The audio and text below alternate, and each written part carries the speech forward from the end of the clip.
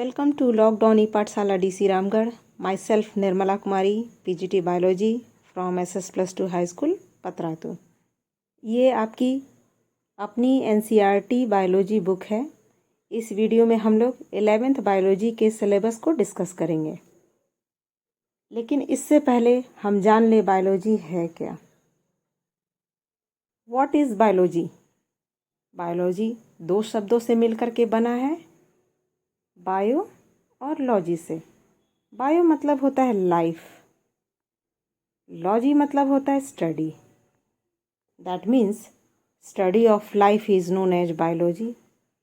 तो सवाल उठता है, लाइफ किस में है?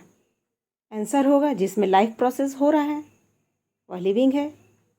मतलब जिसमें सभी जैविक प्रक्रम जैसे digestion, respiration, excretion, circulation, growth, reproduction इत्यादि हो रहा है वह लिविंग है. तो ये सारी क्रियाएं हम अपने आसपास पाए जाने वाले जीव जंतुओं, पेड़ पौधों में देखते हैं. यानी जीवों के अध्ययन को जीव विज्ञान कहते हैं.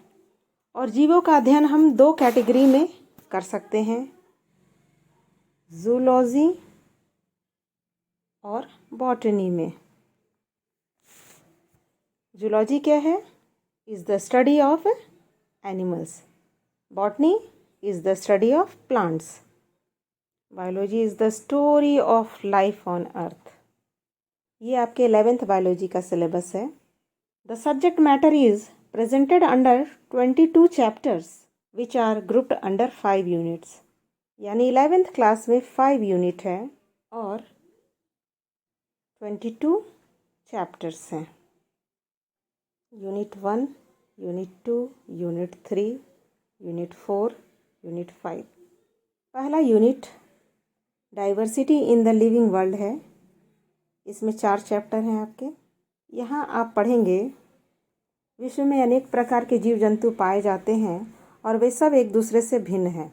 द लिविंग वर्ल्ड में आपको पढ़ना है लिविंग ऑर्गेनिज्म किस प्रकार से नॉन लिविंग थिंग्स से भिन्न है. सेकंड चैप्टर आपका बायोलॉजिकल क्लासिफिकेशन है. इसमें हम लोग टैक्सोनॉमी पढ़ेंगे. Taxonomy is the study of classification. इसमें हम लोग पढ़ेंगे जीवों को हम कैसे क्लासीफाई करते हैं डिफरेंट ग्रुप्स, यानी फाइलम में, क्लास में, ऑर्डर में. कैसे नॉमेनक्लेचर होता है, कैसे मनुष्य का नाम होमो सेपियंस है, फ्रॉग का नाम राना टिग्रिना है, कैसे रखा गया है, ये सब सीखेंगे. प्लांट किंगडम में जितने भी पेड़ पौधे अभी तक नोन हैं उनको क्लासीफाई किया गया है. एनिमल किंगडम में एनिमल को क्लासीफाई किया गया है. यहाँ पे आप डिफरेंट फाइलम्स के विषय में पढ़ेंगे, protozoa, porifera, coelenterata, reptilia, amphibia, ये सब के विषय में आप यहाँ पे पढ़ेंगे. Unit structural organisation in plants and animals. इसमें आपके 3 चैप्टर हैं. पहला चैप्टर इस यूनिट में morphology of flowering plants. Morphology word का मतलब होता है स्टडी ऑफ शेप, साइज. यानी हम यहाँ अध्ययन करेंगे आकार का, रचना का. मॉर्फोलॉजी में हम लोग किसी भी बॉडी का क्या शेप, साइज, आकार है, उसकी रचना कैसी है, उसका अध्ययन हम लोग मॉर्फोलॉजी में करते हैं. तो यहाँ हम लोग फ्लावर्स के विषय में पढ़ेंगे. इस यूनिट में सेकंड चैप्टर है एनाटॉमी ऑफ फ्लावरिंग प्लांट. तो फ्लावर जिस पौधे पर खिल रहा है उस पौधे का ऑर्गेनाइजेशन क्या है, मतलब वहाँ कैसे सेल्स हैं, कैसे टिश्यू हैं, ये सब हम लोग इसके अंतर्गत पढ़ेंगे. स्टडी ऑफ टिश्यू को हिस्टोलॉजी कहते हैं. हिस्टोलॉजी क्या है? Study of tissue. यहाँ जो तीसरा चैप्टर है इस यूनिट में स्ट्रक्चरल ऑर्गेनाइजेशन इन एनिमल्स. यहाँ पे हम लोग पढ़ेंगे सेल्स कैसे हैं, टिश्यू कैसे हैं, टाइप स्टडी करेंगे, कॉकरोच के विषय में पढ़ेंगे, अर्थवर्म के विषय में पढ़ेंगे. तीसरा यूनिट है सेल स्ट्रक्चर एंड फंक्शन. इसमें हम लोग सेल के विषय में पढ़ेंगे.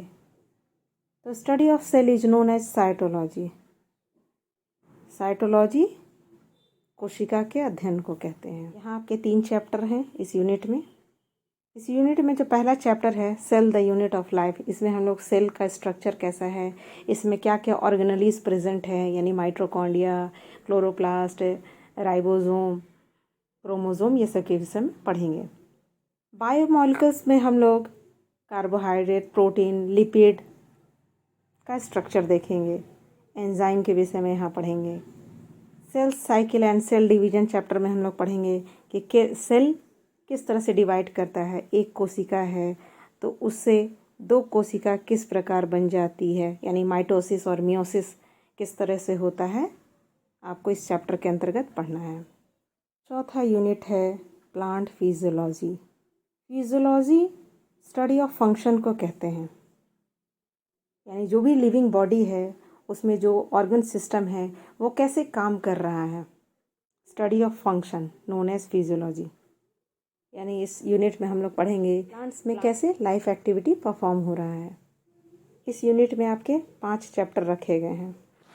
इस यूनिट में आप पढ़ेंगे कैसे रेस्पिरेशन हो रहा है, कैसे पेड़ पौधे अपना खाना बनाते हैं, कैसे वाटर और फूड का ट्रांसपोर्टेशन हो रहा है, पेड़ पौधों के लिए कौन कौन से मिनरल आवश्यक हैं, कैसे प्लांट्स में ग्रोथ होता है, कैसे पौधा लंबाई में बढ़ता है, कैसे पौधे की थिकनेस बढ़ रही है, आप इस यूनिट के अंतर्गत पढ़ेंगे। 5वां यूनिट ह्यूमन फिजियोलॉजी है। फिजियोलॉजी मतलब अगेन स्टडी ऑफ फंक्शन। यहाँ पे कैसे सारे सिस्टम रन कर रहे हैं, डाइजेस्टिव सिस्टम कैसे काम कर रहा है, रेस्पिरेटरी कैसे काम कर रहा है, सर्कुलेटरी सिस्टम कैसे काम कर रहा है, ये सब हम लोग इस यूनिट के अंतर्गत पढ़ेंगे। इस यूनिट में आपके 7 चैप्टर रखे गए हैं। इस चैप्टर में हम लोग पढ़ेंगे डाइजेशन एंड एब्जॉर्प्शन में कि हम जो खाना खा रहे हैं वो किस तरह से डाइजेस्ट हो जा रहा है, किस तरह से हमारे बॉडी के द्वारा एब्जॉर्ब कर लिया जा रहा है, यानी प्रोसेस ऑफ डाइजेशन क्या है, इसको इस चैप्टर में हम लोग डिटेल्ड स्टडी करेंगे उसका। Breathing and exchange of gases, यानी किस तरह से रेस्पिरेशन हो रहा है, हमने लिया ऑक्सीजन और छोड़ रहे हैं कार्बन डाइऑक्साइड, ये कार्बन डाइऑक्साइड कहाँ से आया, तो डिटेल्ड स्टडी होगा। बॉडी फ्लूइड्स एंड सर्कुलेशन, यानी हम लोग सर्कुलेटरी सिस्टम के विषय में पढ़ेंगे। यहाँ वर्किंग ऑफ हार्ट देखेंगे कि हार्ट किस तरह से काम करता है, ब्लड का क्या फंक्शन है, excretory products and there elimination, कैसे आपका किडनी काम करता है, कैसे एक्सक्रीटरी वेस्ट को किडनी शरीर से बाहर निकाल रहा है, आपको इस चैप्टर के अंतर्गत पढ़ना है। लोकोमोशन एंड मूवमेंट में हम लोग मसल सिस्टम के विषय में पढ़ते हैं। Neural control and coordination, this is all about nervous system, यहाँ आप ब्रेन के विषय में पढ़िएगा। केमिकल कोऑर्डिनेशन एंड इंटीग्रेशन, यहाँ आप लोग हार्मोनल सिस्टम के विषय में पढ़िएगा, यानी बॉडी में क्या क्या हार्मोन्स प्रेजेंट हैं। इस तरह से इस वीडियो को देखने के बाद आपको अच्छी तरह से मालूम हो गया कि 11th क्लास में बायोलॉजी में आपको पढ़ना क्या है। Thank you.